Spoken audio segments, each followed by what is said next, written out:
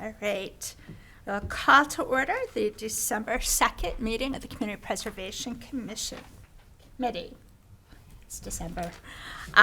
First order of business is to review and approve the minutes from our November meeting.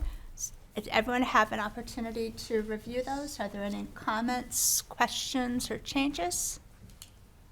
And is there a motion to approve our November minutes? Motion to approve. Second. Second. All in favor?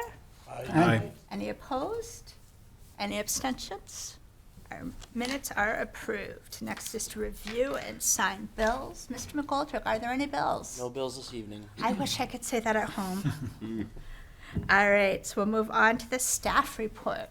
Thank you. So I did include our monthly update. I did want to highlight just a couple of items, mainly that we are working through our hazard mitigation plan update.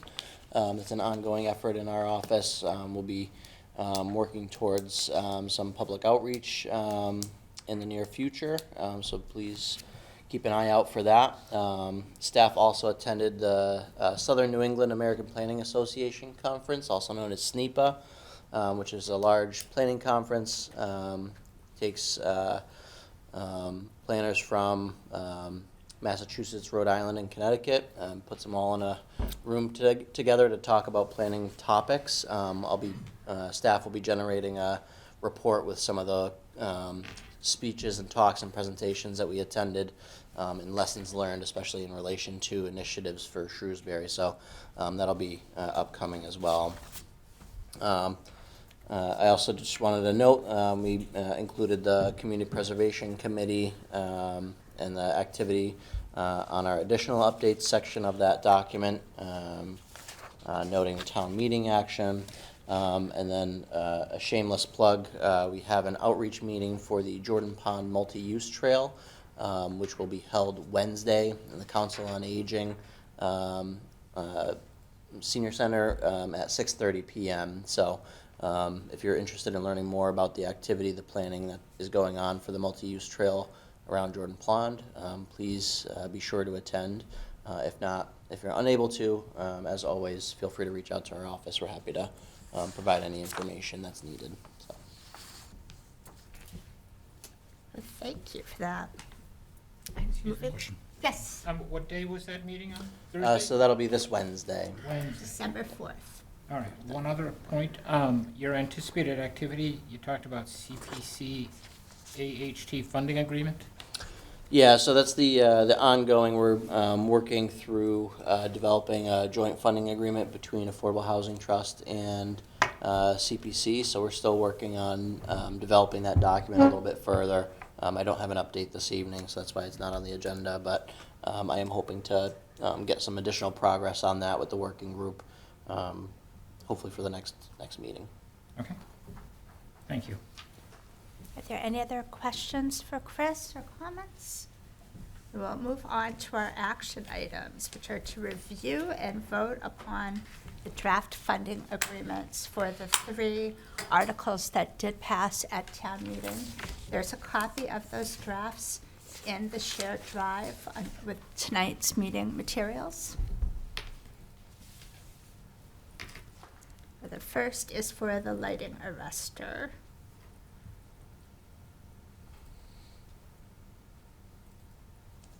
Are there any questions or comments on the drafts as they're currently presented?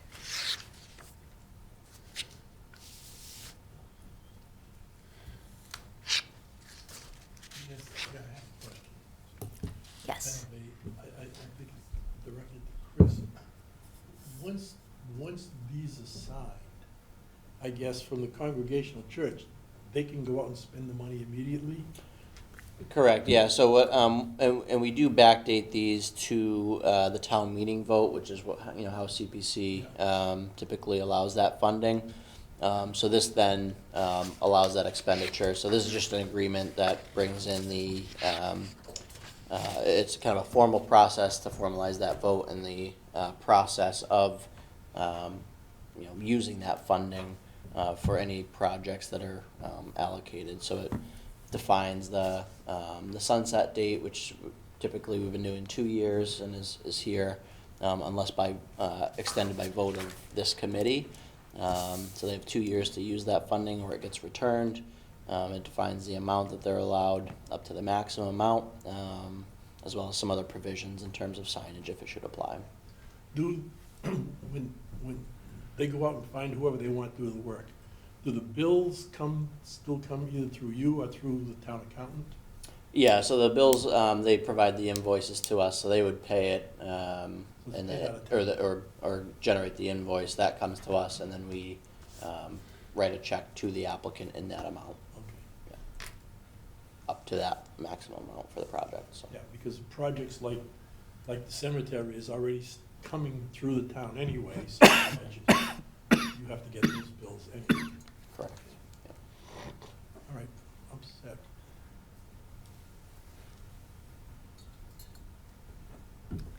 I see one typo. And under project reporting, after June 30, you need a comma. I suspect that'll be the same on all 3 letters.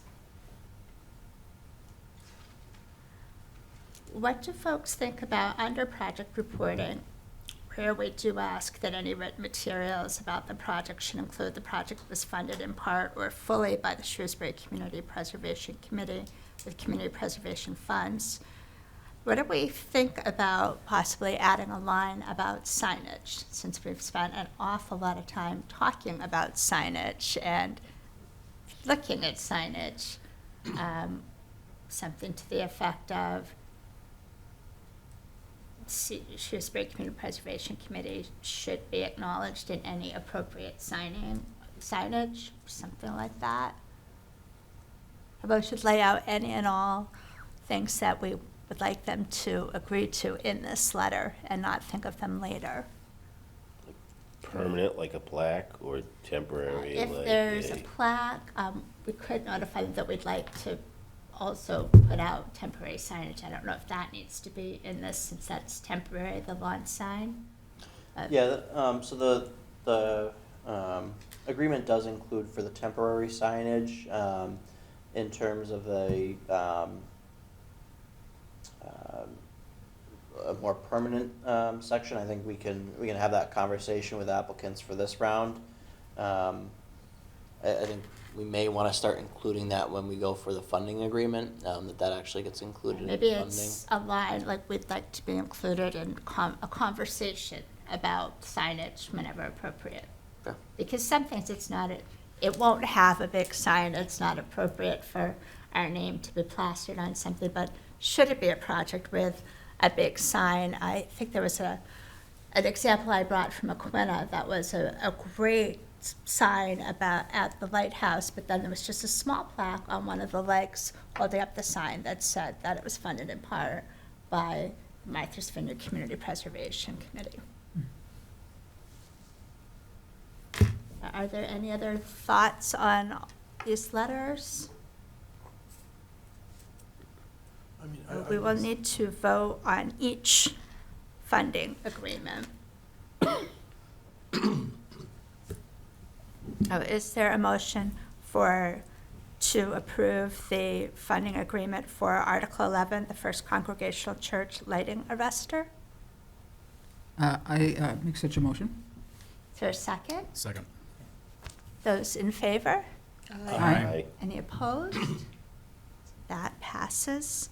So then the next is the First Congregational Church Architectural Study for $10,000 from the undesignated reserve. I guess I make a motion to approve Article 13. Thank you. Is there a second? Second. Those in favor? Aye. Those opposed? That's also approved. Then Article 14. I make a Aye. motion to approve Article 14 for the Mountain View Cemetery Historic Gravestones, Phase 2. Excellent. So Second. those in favor? Aye. Those opposed? That also passes. So with those changes, those letters are all approved. and can be, let me know when they're ready. We'll sign them and get them to their proper places. So next on the agenda are discussion items. There's a town meeting recap.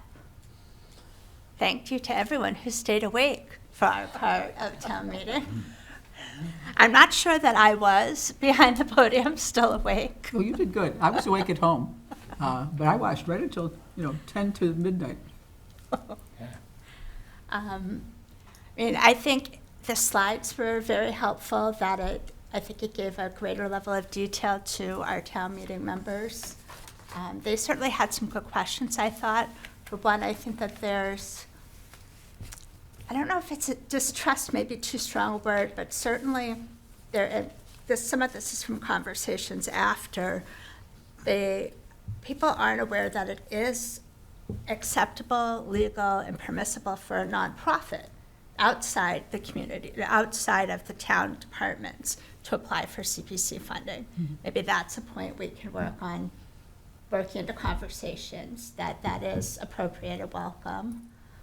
What else did you folks see or hear that you thought we could do to improve on what we say and how we say it? Well, I didn't know if it, like the one that failed, right? I don't know if there was enough detail going on as to, we're replacing trim. But the real reason was it was damaging the inside of the building, right? That was really our motivation. And I didn't know if, something like a better, and I don't know, are we there to sell it after we've approved it?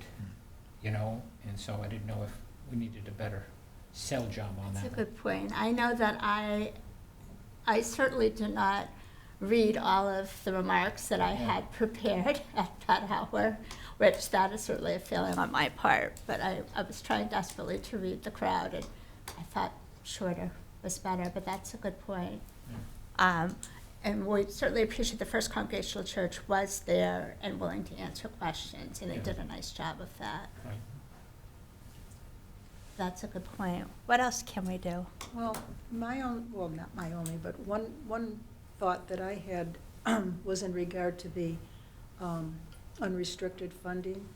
I don't know that town meeting members or even maybe finance committee understands that money is available. Just because we use up the designated funding doesn't mean we can't go into it. I think there's some conversation that needs to be done to educate that the money is all there. It's just that we did express that, but I don't know that people actually understand that the money is there. Yeah. And to go along with that, I think it would be helpful for me anyway, if we had some financial statements on a regular basis, so that we know what's in the fund, how much is left. Most organizations that have a bank account see a financial reconciliation every month. We don't necessarily have to do that because there is an activity every month, but at least every quarterly or something.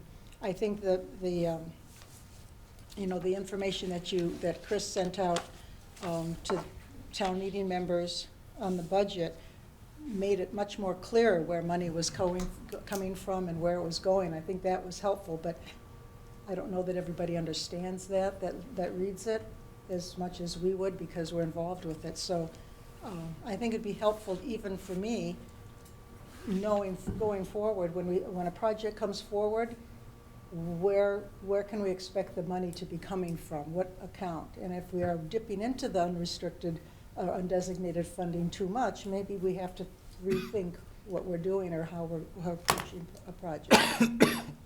Very good points, especially because we've expended some of those funds already, and we still have the annual town meeting in May in the same fiscal year.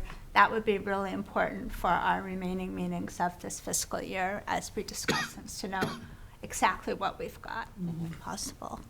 Yes. I note that we have gotten our November disbursement from the coalition, the coalition from the Yes. Registry of Deeds money. So 18%, I understand. Right. It's significantly less than last year, but it is higher than what we budgeted and what they had anticipated. So I guess it's bad news, good news? It's whatever. It's the best of the bad news. Oh. Could've What been worse, yeah. else? I don't think we can ever talk enough about how CPA works, because we're still learning and the community is still learning. So the more we're out there talking about it and explaining it, I think it's helpful. I mean, 240 people need to know what they're voting on, Right. right? So I think the presentation of those slides definitely were a step in the right direction for that. I'll continue with that. Definitely. The memo is very, very detailed, but I wouldn't want to publicly glance how many people I think actually read the whole memo before town meeting. But hopefully more do than don't. So, is there anything else about town meeting?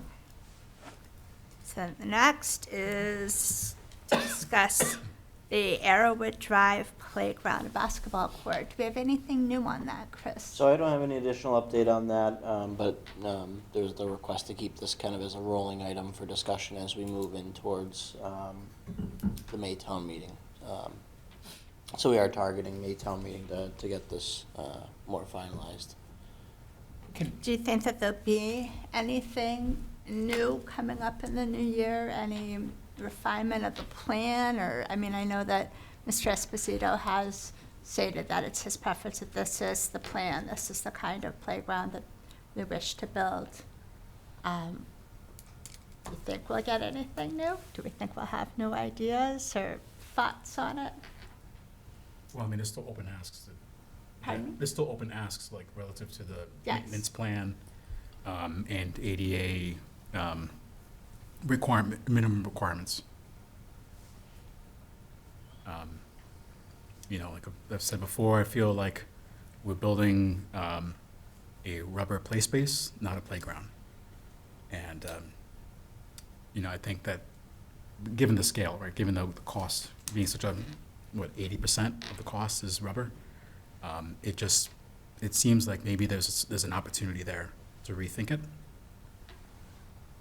I just went by a playground that, where was I?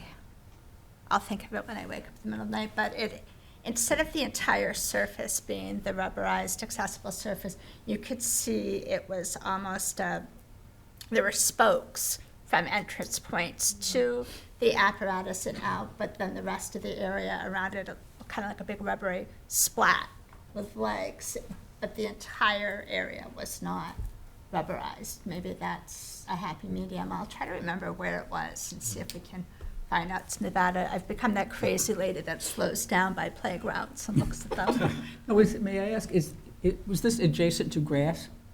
Yes.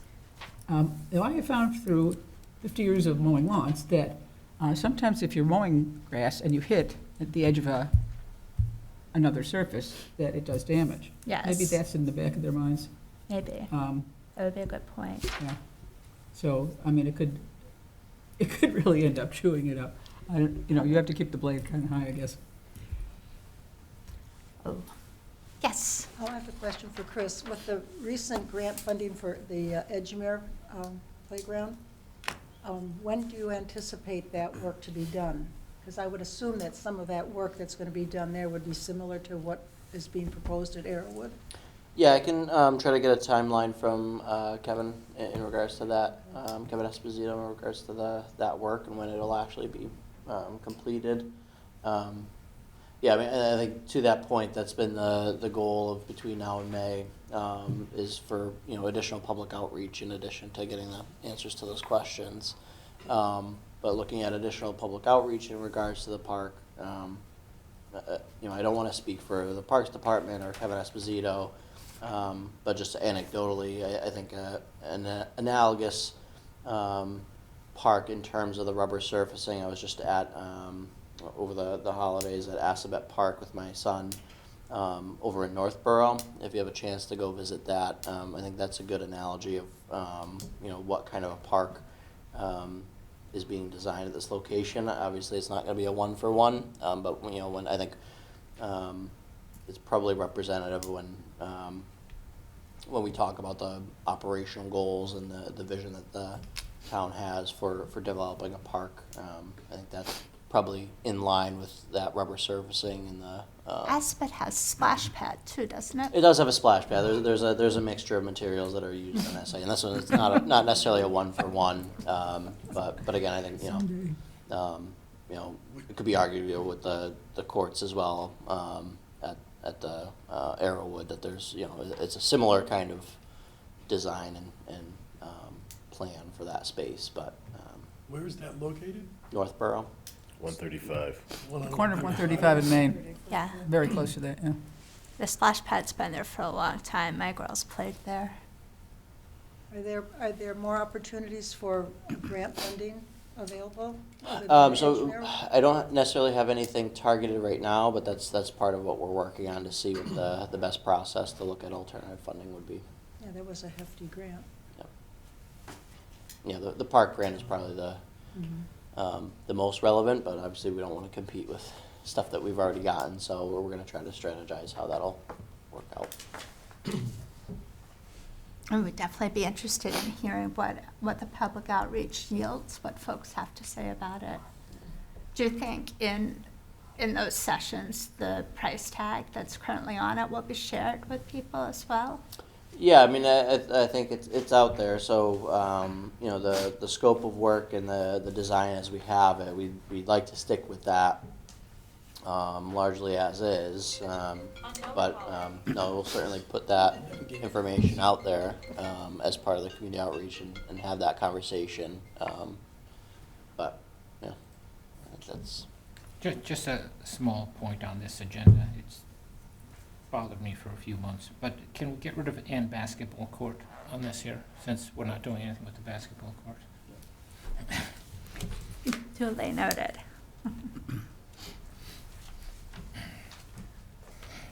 Are there any other questions we'd want Chris Yes. to take back? Yes. I think the Assabet Park is an excellent example to talk about because according to the coalition, according to their town's submission to the coalition website for the project, that project cost $555,000, of which $100,000 came from town funds. So $452,000 came from CPA funds. And that included the removal of existing playground equipment and basketball courts. There's also basketball courts. Installation of poor river accessible play surface, new accessible play equipment, shade elements, sitting area, and an open free play space. This renovation will make the entire playground accessible. And that was 2020, July 2020, approved. So of course, then the time to to get bids and to build it out, months or a year later or so thereabouts. Doubled. That's what we're looking at, right? Yeah. However, if you look at the number of structures that are included, plus this includes a basketball court, have prices gotten that much more so that The scale of the project's bigger than what we're looking at. Well, remember Dean Park's basketball courts were what, 350. 370? yeah, Yeah, But they look really nice. you do. with $350 for 3 basketball courts. Yeah. that was for the Assabet is for the removal of basketball courts. Those aren't existing. So that 500,000 was the 2020 price for just the playground and There are no some basketball courts. removal. And our quote at $1 million includes the site work, so I think it's relatively consistent. 3 structures. In option 2. And option 1 was the cheaper one, which is 2 structures. So $1 million for 2 structures. That I honestly, in my mind, I'm not moving. Hmm? My mind is set on that. When I see 2 structures, $1 million. That's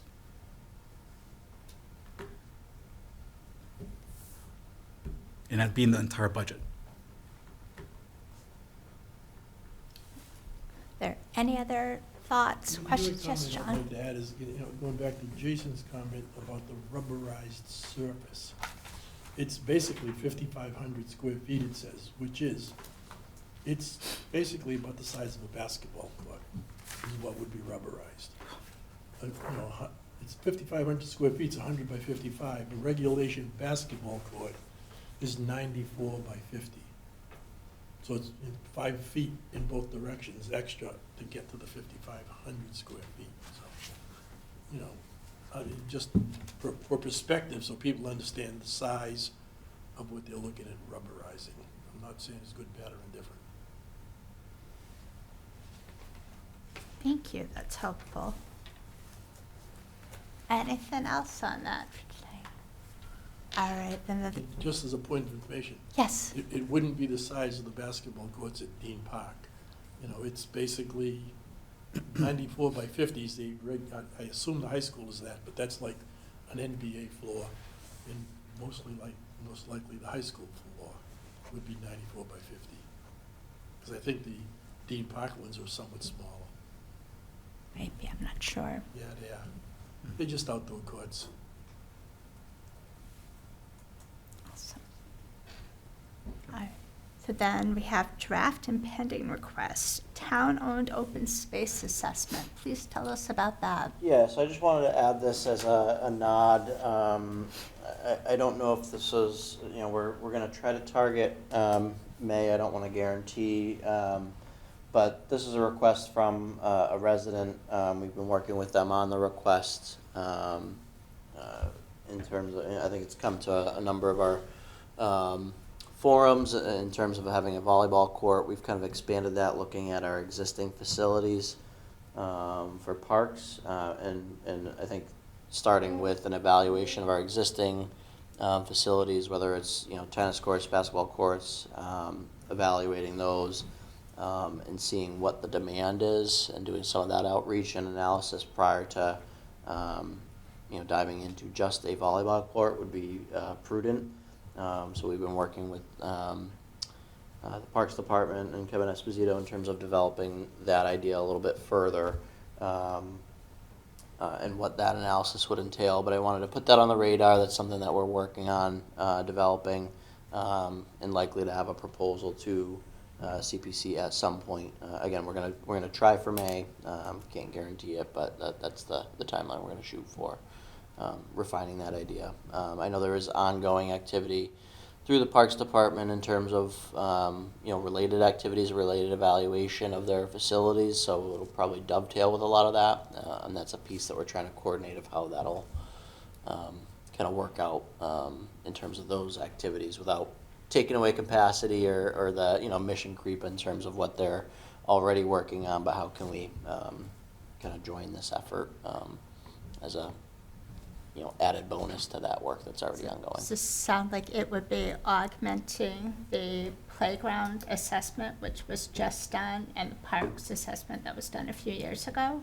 These Yeah. are things that weren't assessed in those two studies? So this would be a more specific focus on facilities, you know, more like hardscape facilities, like a volleyball court, like a basketball court. Some of the activities, I know the Parks Department gets regular requests for certain types of amenities and certain types of, you know, the demand of different types of I guess amenity space that they would that residents want to have. So taking a more concerted effort in engaging the public around that, seeing what the real demand is, and generating a more thorough analysis rather than just from the engagement, you know, the informal engagement that we've had to date, doing a more concerted effort. So nothing about wild open space, as opposed to. Right, no, so this This is, is again, this just is born talking out of the request for a volleyball court, so I don't want to stray too far from that. So that's kind of the goal, is looking at, you know, is there demand for a volleyball court? Is that the, you know, the, I mean, a volleyball court that's not sand. right, is that the major ask that's, There's one at Dean Park, sand. There are sand volleyball courts at Dean Park. Yeah. right. So looking at the facilities that we have and you know, what is the demand from the community in terms of facilities like that, so. Well, we'll look forward to hearing more about that. And next steps, we're at the end of our calendar year. One thing I would like noted that Our wonderful, wise, and knowledgeable Conservation Commission Representative Martha Gotch will be leaving us in the beginning of next year. So I don't know if we'll be able to say thank you to her in person. I suspect not. But if she's watching or if she reads the notes, I would want her to know how very grateful we are for her knowledge, her insight, and we're awfully grateful that she was part of this from the very beginning, and she will certainly be missed. But we wish her well in Maine. Maine is lucky to get her. And with that, other than wishing you all we got more? Oh, yeah. But I see her. not a lot. That's okay. I think when we talked about signage, permanent CPC signage, if we ever want to do something like that, I just wonder if that should be paid for out of our administrative funds versus putting the burden on someone trying to get a quote to add in this additional signage. I mean, isn't that really, why wouldn't that just be on us? And then we could do what we wanted, where we wanted it, right? I think there has to be my opinion is that there needs to be at least be a discussion, because we might sit in this room and think that this is a heck of a good-looking sign and here, and it might not go at all with the vision of whatever department or whoever created the project. And it would be incredibly rude and presumptuous for us to insist that they put in. We could solicit their input, certainly. Right, but that is something that would certainly be acceptable use of administrative funds, I believe. I'll double check, but I believe that would be an acceptable use. But it would I would want it to be a mutual decision. No, I don't see this body paying for a sign the size of Dean Park, but a little something that goes on the post that acknowledges Exactly. our role in it. Exactly right, yeah. I think that's very reasonable. We were at that meeting in Grafton, and we talked about, we've got a lot of interesting information there, but there was something about interest on our monies with that, I don't know if we see that, Chris, we do. It's in there. Yep. We do get interest on the money sitting in CPC funds. Yeah, we do. In the budget now, we've added that, broken that out in the budget that's provided at town meetings. It now shows the actual interest amount. I forget. Was that interest put in a separate trust? There was a time there was a conversation that was going to happen. That has happened. While we're here, can I make a comment? Yes. One of our projects has pretty much come to an end, and that is the Camp Wonigan parking area and associated handicapped, all-accessible trail. And I just want to ask Carl, do you know if the parking lot is now usable? I do not know. I think it's been surfaced, Yes, it has. but I don't know if there's going to be a guardrail there or what else is left. Well, it would probably need to be painted, but that probably will have to wait till the spring. Right. And it needs a little more signage. But I'm very impressed. It really looks nice. It does look nice. It does Yes, look nice. I'm very impressed. I'm totally happy. Yeah. I mean, You're totally happy. Okay. yes, well, I'm very happy. Will the Trails Committee be putting out a press Involvement. release? Where was Have Well, a I don't know if it's, celebration? I don't know if it's done On with Route the Trails 140. Committee, but we're gonna be Right before talking about it a lot. UPS, the So- Girl Scout camp, Right. right? There was Yeah. only one way to get to it from, not 140, and it was. And I think we can really anticipate that we're gonna be pushing this. I'm speaking as a Trails Committee person, the use of that park, and more people are gonna be aware of it and see it, and there'll probably be a lot of interesting comments from that. So, it's so unknown. Little gem out there. It really is a lovely place. A nice place for a New Year's Day walk. Well, we're gonna do that in Lake Street Park as we always do, but we'll be in Wonigan many times. I'd love to get a group together of former Girl Scouts who were there 50 years ago. That would be a hoot. Yeah, because that trail that comes up to the ruins there is very walkable. It's not at all strenuous, and you can just get right out of your car and walk up there. John? I guess, I was up there once, and there are a lot of trails, number one. I think it's gonna be a great walking park, but, my impression was the trails do need work. There's like, in my mind, there's like, in the trails, there are stones that are just sitting up inch or two. You know, like the frost has pushed them up just enough so people can trip over them. Well, without seeing them. there is one or two along the main Old Camp Trail that are deliberate, and that is to keep motorized vehicles from going up But there. those are big ones you have to walk around. Pretty much, yeah. I'm saying, I found ones to be about this high. Yeah, they're pretty rustic. Yeah. You know, if your foot goes forward Yeah, just at the right as it's coming down. yes, you there's can a couple of stumble spots, I know. Very easily. It's mostly like frost heaves. Yeah, probably. But in my mind, eventually, those things need to be moved if there's a lot of traffic Yeah. somehow. But that's a story for another day. Yeah. I can't wait to check it out. Mhm. Well, just Carl. Last thing, at that Grafton meeting, there was also a number of things we talked about as far as, bond issues that happen, in other towns for, large projects, and whether, a debt exclusion or, CPC paying for the actual debt.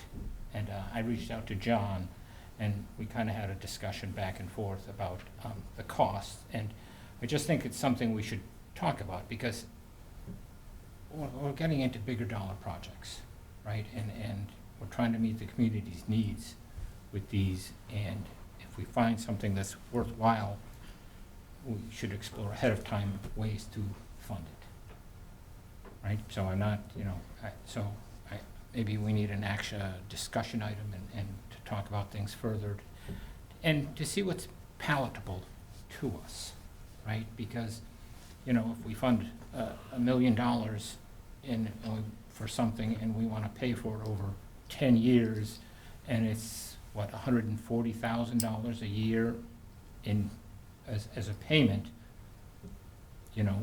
we should be aware of that as we look at things, right? And take that into consideration as we vote on something. That's all. And so I think we should try to start to explore some more of these kind of funding options for these things, just to be ready, Mhm. It's true, they did say some really interesting things about it. And John, you'd had some ideas about that before, that looking at bigger projects, whether it's. Yeah, and I think, Kyle sent me the links, I guess, that came down from Grafton. There's a lot of good information in there.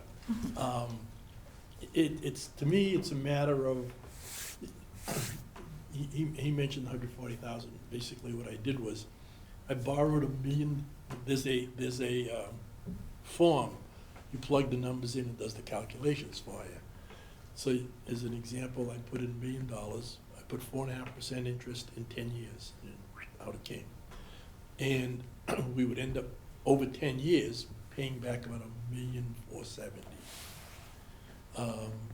So, I think we probably should have a discussion, because at the end, I think we as a committee have to decide, do we want to put that kind of, even if the project says, everybody loves $1 million, if we think it's a great project for $1 million, so we have two choices, pay for it now or pay for it later. So over 10 years, do we want to commit 10 years' worth of funds and pay an extra $400,000 in interest? In that type of thing, I think we should have a discussion on it. Maybe the project says we should do it, okay? I mean, we don't know what the project is. And there's several ways of doing it. You can do it, there's kind of two ways. The way Shrewsbury does it is we do descending payments over the 10-year span, as opposed to equal payments over the 10-year span. And I'll liken it to, everybody's got a mortgage or had a mortgage. You pay the same amount for the amount of the loan. And 90% of it goes to interest in the first year, and then eventually it whittles its way down. Whereas the way the town does it is we pay off, you got $1 million bond, the first year you pay off $1 million in the bond. So you have interest on the whole $1 million. The second year, you only got interest on the $900,000, and down $800,000. So you have descending payments. Literally, in this $1 million case at 4.5%, the difference is if we paid an equal amount every year versus descending value, the equal amount pays almost $75,000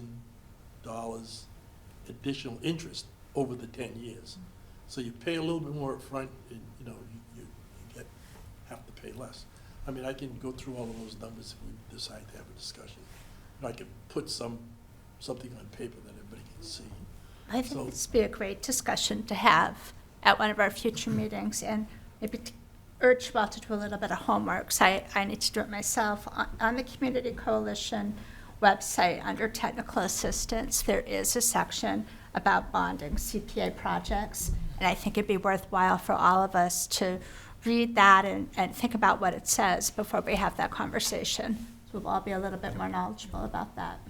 But I think it'd be definitely worthwhile. Yes, Gail? I'm glad you brought that up, Carl, because many communities do mixed-use projects as well, and those are generally big, you know, where there's affordable housing, recreation, historic preservation, all in one big package.